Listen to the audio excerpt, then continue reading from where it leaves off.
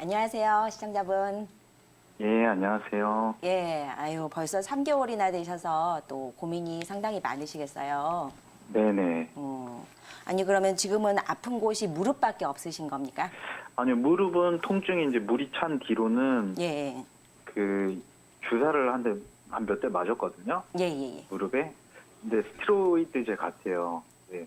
그 뒤로는 무릎에 이제 물이 차거나 그런 건 없는데 이 날 쪽 보면 이렇게 툭 튀어나와 있는 뼈 비슷한 데 있잖아요. 아, 예, 예, 예. 예, 그쪽에 이제 통증이 걸을 때 통증이 좀 많이 심하고 아, 예, 이제 뭐 그런 이게 강직성 척추염이 척추가 이제 굳는 병이라고 하는데 뭐 척추나 이런 데는 이렇게 뭐 통증은 없는데 이제 다리 쪽에 이제 통증이 발 쪽만 지금 네. 그러네요. 그러니까 새끼발가락 그 옆에 그 튀어나온 데 거기 말씀하시는 거죠? 예, 엄지발가락 새끼발가락에서 말고 이제 쭉 새끼발가락. 내려가면은 예, 예. 예, 그렇게 툭 튀어나와 있는 그 뼈 물렁뼈라고 해야 되나요? 그 새끼발가락 그 바로 밑에 그쪽이요. 예, 예, 맞습니다. 거기만 지금 아프시고 다른 데는 지금은 통증은 없으신 거네요. 예, 다른 좀 처음에는 이제 좀 이렇게 엉치뼈 있는 데가 좀 아팠는데 병원에서 이제 약을 좀 먹고 하니까 거기는 지금 아프진 않는데 예, 예. 이제 발이 좀 발이 아까 그러셔서. 말씀드렸던 그 부위가 좀 많이 그래서 아파요. 이제 우리가 보면은 그 강직성 척추염이라는 거는 자가 뭐 요즘에는 다 인터넷 검색해 보시면 아시겠지만은 자가 면역 질환 중 하나로서 그런 뼈나 네. 관절 그 주위에 염증이 계속 생기는 병이긴 해요. 네, 예, 그래서 아무래도 뭐 40대 그때부터 이제 서서히 진행이 될 가능성이 높기는 높지만은 그래도 아직은 통증이 아주 심하신 상태는 아니시니까 이때부터 네. 관리를 열심히 잘 해주시면은 사실은 그게 네. 빨리 진행되지 않을 수도 있고 또한 증상이 나타나지 않으실 수도 있어요. 예, 예, 또한 그 염증이 발생하는 원인을 정확하게 좀 봐야 되는데, 글쎄, 이제 우리가 보면은 우리 한의학에서는 뼈나 관절 쪽은 신장으로 봅니다. 신장, 네. 콩팥 그쪽과 연관되어 있는 장기로 보기 때문에 그쪽에 네. 대해서 사실은 우리가 뭐 통증이 있는 부위 위주로 침이나 약침, 요걸로 이제 통증을 완화시켜주면서 한약으로 그쪽 뼈, 신장, 또 관절 이쪽 부위를 좀 채워주면서 염증이 덜 생기도록 할 수 있는 그런 방법이 있어요. 네. 또한 그 어느 정도 그 발날 쪽이 계속 그렇다고 하면은 내 자세가 좀 어떤가도 사실은 봐야 될 거예요. 걸을 네네. 때 자세가 뭔가 옆으로 계속 넘어간다던가. 그런 부분이 있으면 아무래도 그쪽이 계속 자극이 때문에 아플 수밖에 없기 때문에 평소 걷는 자세도 발바닥 용천을 중심으로 이걸로 땅바닥을 누르듯이 이런 식으로 걷는 방법, 보행 습관을 어느 정도 교정을 해주는 것도 필요하실 거고 그래서 그러한 여러 가지 침, 한약 또한 그런 운동 또 보행 습관 교정을 통해서 어느 정도 관리하실 수 있을 겁니다. 네, 시청자님. 그리고 예. 윤홍일 원장님도 한 말씀 드린다고 하니까요. 조금 더 이야기 들어보세요. 네. 네, 안녕하세요. 예, 안녕하세요. 네, 강직성 척추염은 그 대나무처럼 척추 자체가 골화돼서 하나로 굳어지면 꼭 대나무처럼 보이게 되는 게 이제 그래서 강직성 척추염을 멘부스 스파인이라고도 합니다.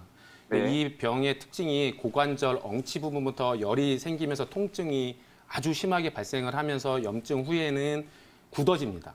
관절 네. 자체가 골화되면서 움직임이 없어지거든요. 네. 근데 그게 가장 큰 문제이기는 한데 선생님께서는 아직 그 골화된 상태가 아니기 때문에 초기에 염증이 더 진행되지 않게 빠르게 대처하셔야 될 것 같고요. 우선은 양방에서 하는 항염증 치료를 병행을 하시면서 그쪽에서 네. 면역 억제 요법을 쓰는 건지 아니면 면역을 도와주는 요법을 같이 병행을 하는 건지를 보셔야 될 것 같아요. 약을 보니까 네. 그 면역 억제제를 네네네. 넣었다고 하더라고요. 그래서 저는 판단이 염증을 치료하는 약을 쓰시면서 면역 억제 요법보다는 면역을 증진시키는 요법으로 가시는 게 맞습니다. 그래서 만약에 그쪽에서 면역 억제 요법을 쓰고 한다면 그 선생님은 면역을 억제시켜서 자가 면역 질환을 받기 때문에 면역을 억제하는데 제가 치료해본 경험으로는 만성이면 치료가 어렵습니다. 그러니까 초기에 잡으셔야 되고요.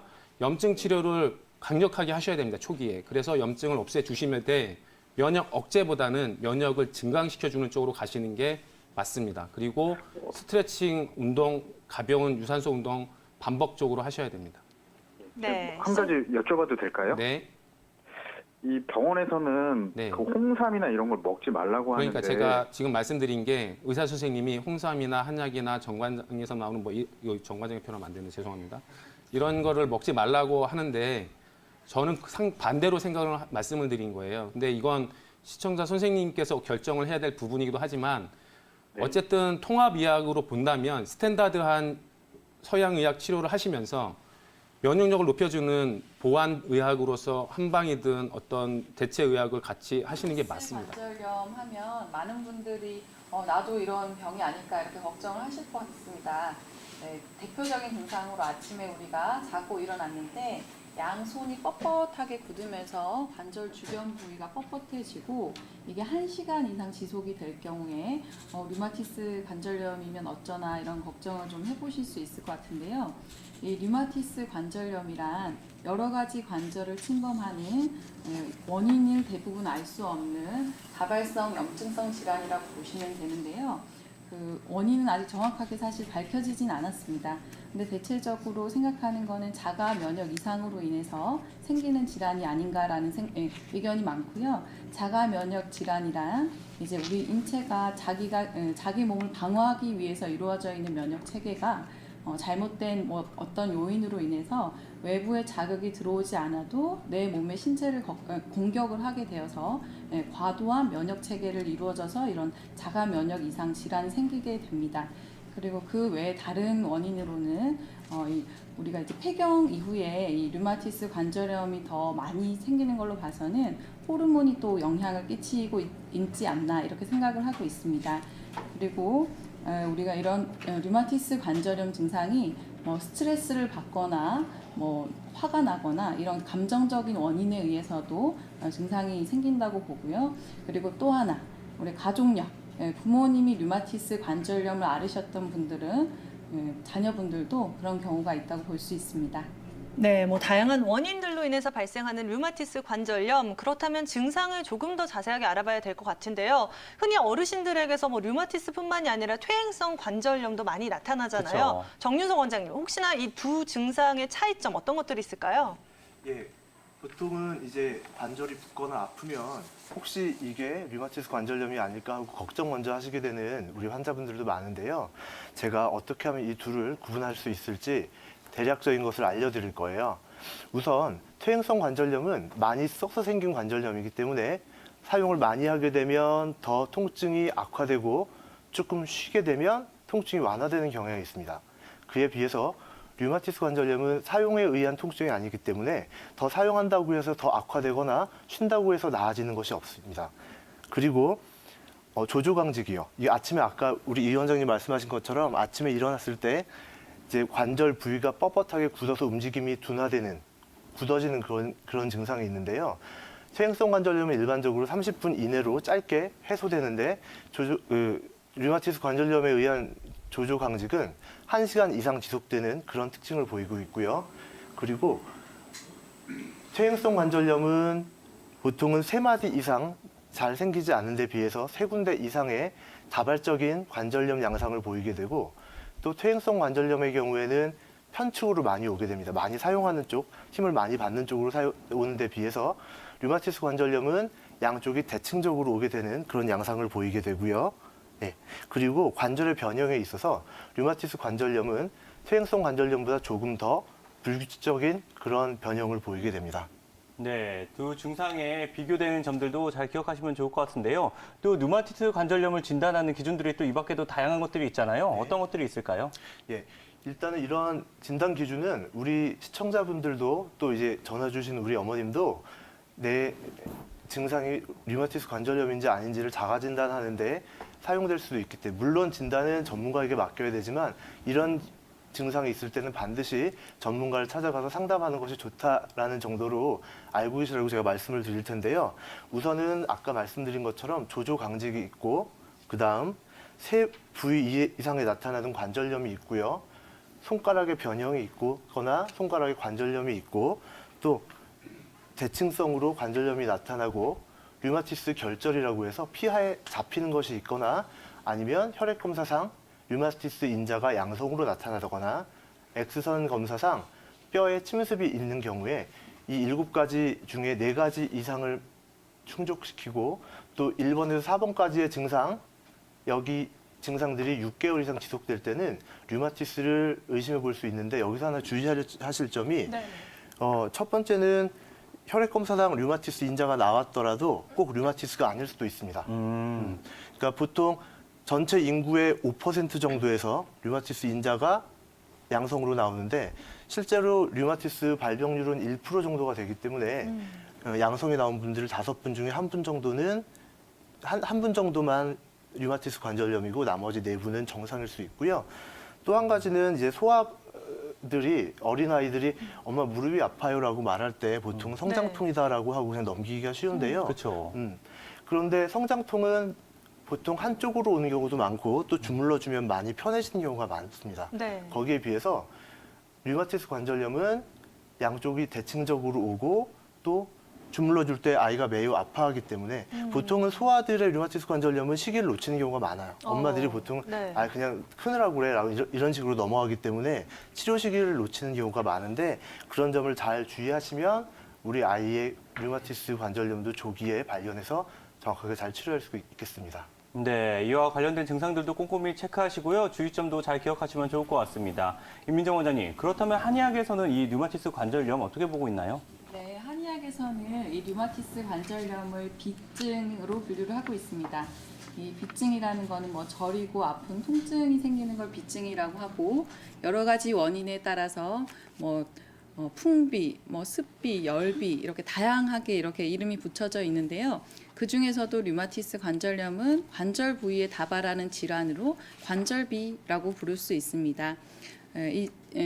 비증이 생기는 원인으로는 뭐 다양하게 체질이나 칠정, 기거실상, 음식 부절, 노건, 박로 등으로 이렇게 생길 수가 있는데 그 중에서도 가장 많은 원인은 칠정, 아까도 얘기했다시피 심리적인 원인이나 스트레스 이런 걸로 인해서 발생을 한다고 보고요.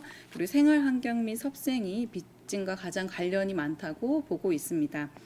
네, 그리고 이제 한의학적으로 얘기했을 때 우리 몸이 건강한 상태일 때는 외부에서 나쁜 기운이 들어와도 이걸 이겨내는 아까 얘기한 면역력이 충분할 때는 이런 병들이 안 생기는데 내 몸이 허약해졌던 어떤 병이 걸리고 나서건 이렇게 약해져 있는 상태에서 외부에 있는 풍환습 사기가 들어와서 이런 병이 생길 수가 있고요. 그리고 이제 우리 몸에 이물질 같은 습탁이나 어혈과 같은 물질들이 경맥을 따라서 돌다가 관절이나 맥락에 따라서 이렇게 붙어서 이런 비증들이 생긴다고 보고 있습니다. 그래서 그러한 한방적인 치료는 우리 몸을 건강하게 해주고 외부의 사기를 제거하는 부정거사요법을 대표적인 한방적인 치료라고 볼 수 있겠습니다. 네, 그런데 원장님 제가 시청자님의 증상을 다시 한번 살펴보니까 10년 넘게 류마티스 관절염 양약을 복용하시다가 그쵸. 최근에 변이 묽게 돼서 양약을 좀 줄였다고 하셨잖아요. 혹시나 이런 부분들 약 때문인지 어떤 이유에서인지 궁금하거든요. 어떻게 보시나요? 네, 대표적으로 류마티스 관절염 약은 이제 소염 진통제 계열들의 약들을 많이 쓰게 됩니다. 네. 그 중에서는 이제 스테로이드성 염증제가 있고 그리고 비스트레이드성 항염제가 있는데 일반적으로는 비스트레이드성 아마 그 항염제를 드시고 계시지 않나 이런 생각이 듭니다. 이런 소염 진통제들은 통증과 종창 이런 발열 증상을 제거해 주는 데는 효과가 좋지만 장기간 복용하게 되면 위장 기관을 좀 약하게 장애를 일으킬 수가 있고 위장벽을 좀 과예민하게 만드는 부분이 있기 때문에 변이 묽어지거나 그 시청자분이 호소하신 그런 증상들이 생길 수가 있습니다. 네, 아무래도 이처럼 완치가 어려운 질환들 같은 경우에는 양방 치료나 한방 치료 이렇게 가릴 것 없이 병행 치료가 되는 게 맞아요. 굉장히 중요하다고 생각이 드는데요. 정성 원장님, 병행 치료를 하면 좀 더 우리 어머님 같은 증상 좀 나아질 수 있을까요? 예, 그렇습니다. 우선 급성기에는 양방 치료를 같이 병행하는 것도 매우 효과적이고요. 하지만 아까 우리 이 원장님이 말씀하신 것처럼 그 양방 치료에 사용하는 약들이 부작용이 꽤나 있습니다. 보통 이제 NSAID 계통은 위장관 출혈이라든지 아니면 스테로이드 계통은 쿠싱 증후군 같은 걸 유발할 수 있고 또 이제 많이 쓰인 TNF 차단제라는 게 있는데요. 이거는 이제 잠복 결핵을 다시 활성화시킬 수 있는 그런 위험이 있기 때문에 너무 오래 사용하는 것이 좀 부담스러울 수 있는데 그래서 한의학 치료를 병행하는 것이 아주 좋은 대안이 될 수 있고 또 병행 치료를 하는 경우에 더 좋은 효과를 볼 수 있습니다. 조금 더 구체적으로 그럼 한방 치료 어떠한 것들이 도움이 될까요? 예, 보통은 이제 이 류마티스라는 것들이 나의 몸 전신 상태에도 영향을 많이 받거든요. 네. 스트레스를 많이 받거나 몸 상태가 안 좋아지면 더 증세가 악화되는 경우가 많기 때문에 우선은 내 몸의 전반적인 컨디션과 그런 스트레스 조절을 위해서 한약을 사용하는 거 매우 좋고요. 그리고 또 봉침을 사용하게 되면 T세포의 정상화를 통해서 면역 기능을 다시 조절할 수 있고요. 그 외에 염증과 통증을 잡기 위하여서 약침, 또 일반적인 침 치료, 부항, 그리고 뜸 치료, 추나요법 이런 것들을 같이 병행해서 사용하실 수 있습니다. 그리고 저희가 이제 한약 치료를 하다 보면 가끔 아주 드라마틱한, 아주 뛰어난 효과를 본 우리 환자분들이 병원에 가서 한약을 먹었다고 하면 한약에 스테로이드가 들어있기 때문에 이런 호전이 있었던 것이고 일시적인 것이기 때문에 한약을 끊으면 다시 안 좋아질 수 있다라는 말을 듣고 오기도 하는데요. 사실은 한약에는 스테로이드가 들어있지 않습니다. 한의사들은 스테로이드를 사용할 수 있는 그런 권한이 없기 때문에 저희가 스테로이드를 쓴다면 그건 범법행위고요. 다만 이제 너무 효과가 좋기 때문에 생기는 오해고 가끔 또 감초에 스테로이드가 있다라고 말씀하시는 경우가 있는데 그거는 그 감초라는 약을 잘못 오해하는 데서 오는 그런 무지한 말입니다. 그래서 한약에는 절대 스테로이드가 들어있는 것이 아니기 때문에 오해 없이 사용하시면 좋겠습니다. 네, 그래도 또 무엇보다 정확한 진단과 처방이 필요할 것 같은데요. 이러한 치료 방법과 덧붙여서 류마티스 환자분들이 꼭 지켜야 할 생활 수칙이 궁금하거든요. 이민정 원장님, 어떤 것들이 있을까요? 네, 류마티스 관절염 환자분들은 이제 급성기인 분들하고 이제 만성기인 분들하고 이렇게 좀 나눠서 생각을 해볼 수가 있습니다. 급성기는 초기에 이렇게 붓고 열나고 통증이 심한 상태에서는 가급적 운동은 쉬어주고 안정을 취하는 게 최우선이 돼야 하고요. 그 시청자분처럼 10년 이상 앓은 경우 만성기라고 이제 볼 수가 있는데 이런 경우에는 이제 통증이나 이런 거는 어느 정도 가라앉은 상태에서 생활관리, 운동, 꾸준하게 운동을 해서 근력을 유지를 해주시고 그리고 이제 충분하게 수면을 취한다든지 적절한 식사를 한다든지 이런 게 굉장히 중요합니다. 그리고 집에서 할 수 있는 거는 파라핀이라든지 온수포 같이 따뜻하게 해주는 치료, 그런 치료가 도움이 될 수 있고요. 그리고 이제 식이 조절 같은 경우에는 알러지를 유발할 수 있는 그런 음식은 좀 주의를 하시는 게 좋고, 이게 체중이 늘어나게 되면 관절에 부담이 늘어나기 때문에 체중 관리 동안 좀 해주시는 게 좋습니다. 안녕하세요. 네, 지금 넘어지신 게 한 달 정도 되셨다고 얘기하셨는데 그 사이에 예. 치료는 어떤 치료 받아보셨나요? 치료는 아니고요. 그래서 심하게 넘어진 건 아니고 그래가지고요. 네. 예, 그래가지고 그냥 치료는 안 하고 그냥 먹고 살기 좀 바빠가지고요. 그러셨어요. 네. 예. 그냥 그래가지고 일을 하고 있습니다. 근데 지금 일하고 계시지만 지금 예. 좀 불편한 느낌이 왼쪽 무릎에 좀 있어서 지금 전화 주신 거 맞으시죠? 박사님. 네네. 이제 예. 무릎 쪽으로 한 달 전에 이게 큰 충격이 됐건 작은 충격이 됐건 예. 손상이 갔기 때문에 지금 한 달 이후에도 지금 통증이 지속되시는 거고요. 이게 스스로 자기 면역에 의해서 회복이 될 수도 있겠지만 그럴 예. 경우에는 보통 한 달 내에 회복이 됐어야 되는데 지금 시청자분 같은 경우에는 한 달 동안이나 좀 불편함이 남아 있으시기 때문에 이거 무조건 치료는 받으셔야 됩니다. 그게 좀 힘들어가지고요, 박사님. 시간이 너무 안 나셔서 그러신 거예요? 예, 지금 애들 대학생 둘이 있기 때문에요. 네. 그 직장에 빠질 수가 없기 때문에요, 박사님. 그 퇴근하시고 저녁에 치료 받으셔도 되시지 않으세요? 그 시간이 좀 안 되니까 그게 서민들이 그게 아주 네. 고충입니다. 그러시구나. 그러면 지금 원하시는 치료는 의료를 받는 것보다는 집에서 좀 자가적으로 하실 수 있는 그런 걸 좀 얘기 드리는 게 좋겠네요. 예, 그래가지고요, 네. 박사님, 저 관절 싱싱이라는 게 네, 관절 뭐라고 얘기하셨죠? 싱싱이요.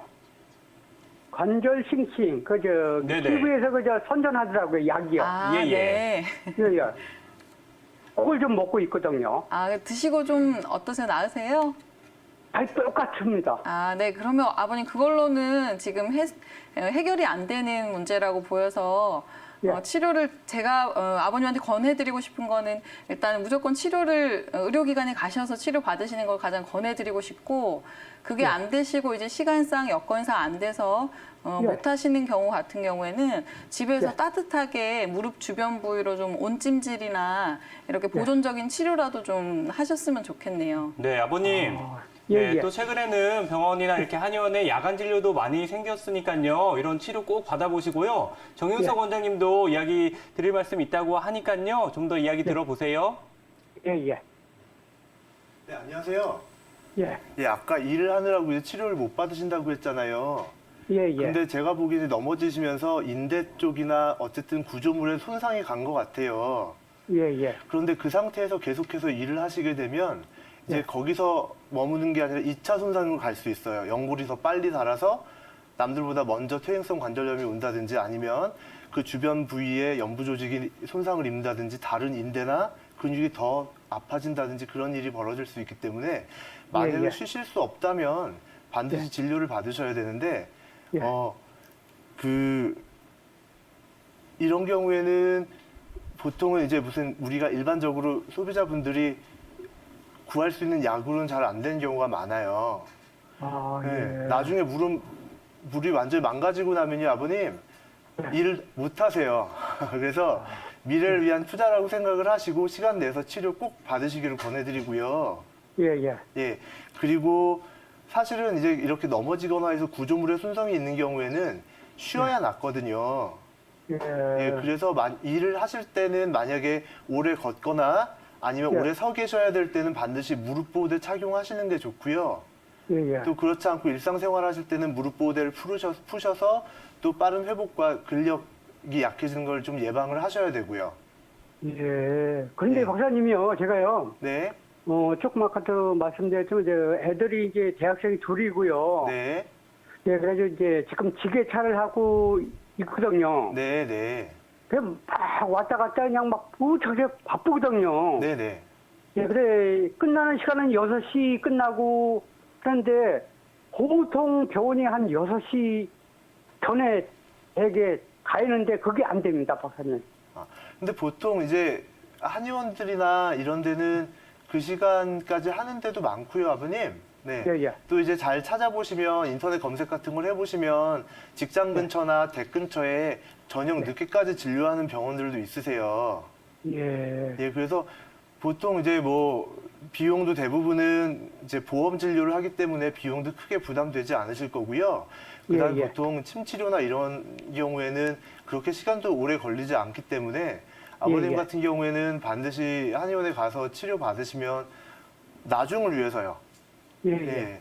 나중에 진짜 일 못 하시게 되지 않도록 미리미리 치료를 받으셔야 될 것 같습니다. 네. 예, 아유, 감사합니다. 네, 네. 아버님 빨리 시간 내셔서요. 치료 받아보시고요. 받는 예, 도중에 예. 궁금하시면 또 다시 한번 저희 쪽으로 전화해 주시기 바랄게요. 네, 아버님. 예, 예. 아유, 최근에는요, 감사합니다. 예, 8시, 9시까지 일주일에 한 번 정도 이렇게 야간 진료를 하는 곳들이 굉장히 많이 생겼으니까요. 꼭 예, 예. 찾아보시고 치료 꼭 받으세요. 예, 예. 아유, 너무 감사합니다. 이 프로그램 아주 진짜 너무 좋습니다. 예. 네, 감사합니다. 꼭 치료 받으셔서 얼른 나으시기 바랍니다. 네, 이렇게 우리 아버님과 무릎 통증에 관해서 이야기를 나눠봤는데 마지막 팁이 좀 필요할 것 같아요. 그쵸. 윤민아 원장님, 이 무릎 통증을 완화시킬 수 있는 다양한 생활 관리 어떤 것들이 있을까요? 예, 아까 말씀해 주셨듯이 이제 뭐 무릎 통증이 너무 심한데 병원에도 못 가셔서 아주 고민이신 것 같은데 사실 저는 이런 분들에게도 사실은 무릎에 서 있거나 뭐 쪼그려 앉아 계실 때 하중이 많이 가기 때문에 사실은 그럴 때는 무릎에 크게 부담되는 운동들은 사실은 피하셔야 되세요. 그래서 그럴 때는 뭐 제가 알려드린 여러 가지 운동들을 함부로 많이 하려고 하지 마시고 꼭 그 한의원이라던가 병원에 꼭 가셔서 치료를 꾸준히 다 완치가 될 때까지 또 아버님이 일하시는 분이라서 뭐 빨리 이제 일을 하다 보면은 빨리 안 나으시겠죠. 꼭 좀 받으시길 바랍니다.